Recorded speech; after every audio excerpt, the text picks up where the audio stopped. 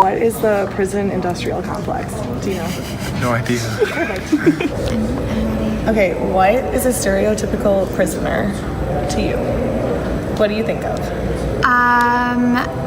A guy in like an orange jumpsuit, maybe like bald, kind of scary looking, big tattoos. Do you feel safer knowing that a lot of people are in prison? Sure, yeah, I guess so. Why? Because they're not roaming free. Okay, what is a stereotypical prisoner to you? A prisoner? Somebody with like physically with like tattoos. Probably somebody kind of like rough is how I think like people would refer to them. Probably somebody poor. Probably a man, probably a black person, or a person of color at least. Yeah. Okay.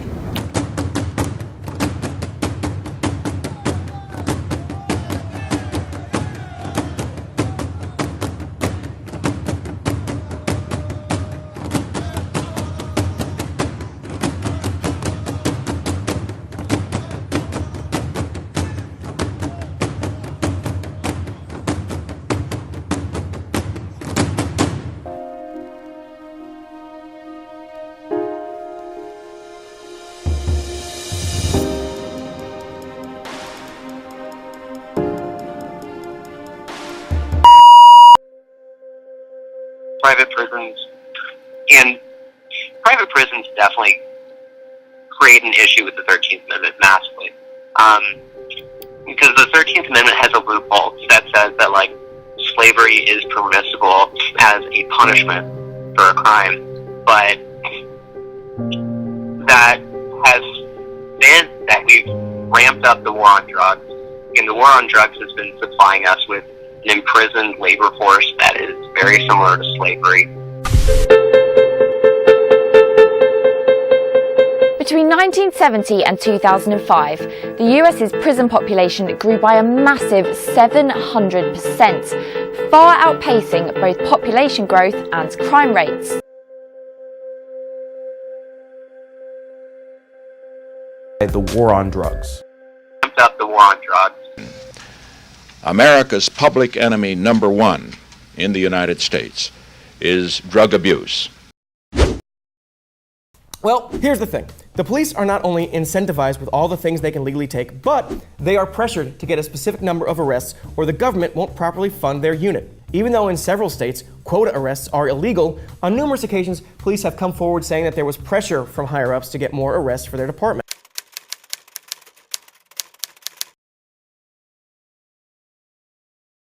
A study conducted by the NYU School of Law found that the effect on the crime rate has been essentially zero. Zero? Then why do we lock so many people up? Well, I can't speak for all prisons, but this one is here to make money. Make money? You mean someone is profiting from all this? Yep, these guys are. And before I got arrested, the news had led me to believe that prisoners were pedophiles, serial killers, murderers, lock them up and throw away the key. But once I got in there, I saw it was the warehousing of low-level drug users for profit, all these corporations making money off the back of it, private prisons getting $50,000 a year of taxpayers' money per prisoner. Get enough of prison. We love to be entertained by it, from Orange is the New Black to seemingly MSNBC's entire weekend programming to the TNT classic Tim Robbins stands shirtless in the rain, the movie. We love prisons so much, a shocking number of Americans are currently inside one, as we learned last week during a House Judiciary Committee hearing.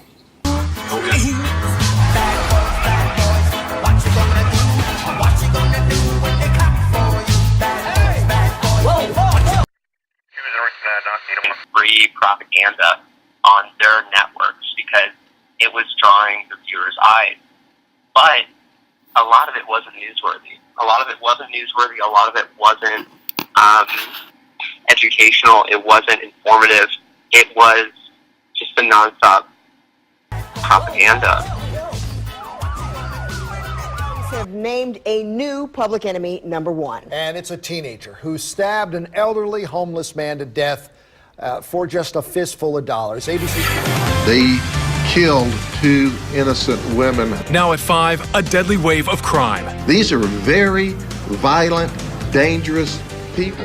Reports of violent crime on the rise in some cities in California. This is a world where younger inmates have declared war on the prison's old convicts. They just sounds like you've done time all over New England. Yeah, I've been in and out since I was 13. You name the place, chances are I've been there. Perhaps it's time you tried a new profession. What I mean is, you don't seem to be a very good thief. Maybe you should try something else. Yeah, well, what the hell you know about it, Capone? What are you in for? Me? Lawyer.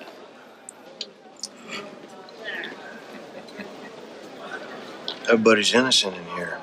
Don't you know that?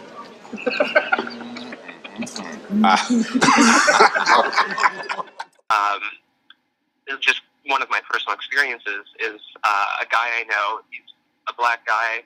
He has carried like firearms into protests, and he does for political reasons. And when he is photographed by the media, especially the media in St. Louis, it's through such a different lens. And I think that the media's usage of violence to describe protesting is really debased. When it comes to, I mean, of course you know this too. When it comes to like rowdy, and exactly they call them rowdy sports fans when it's a white mob destroying Philadelphia, but when it's a black protest that destroys something in the wake of like another officer getting off from an indictment, like with Darren Wilson or Stockley. I mean, the media collectively loses their fucking mind. I remember the very first day of the Stockley protest, there wasn't any destruction of property that morning, but the way that the media filmed it, it was like it was a war zone. And the only type of like combative behavior was from the police macing protesters, just bystanders and whatnot.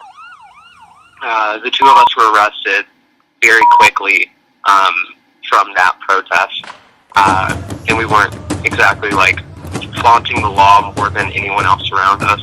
But I do think that I've been targeted for that reason. My first arrest, I think the reason why I was targeted, because it's complicated, because when you are of like a marginalized identity, there is a sense that you are more vulnerable by police.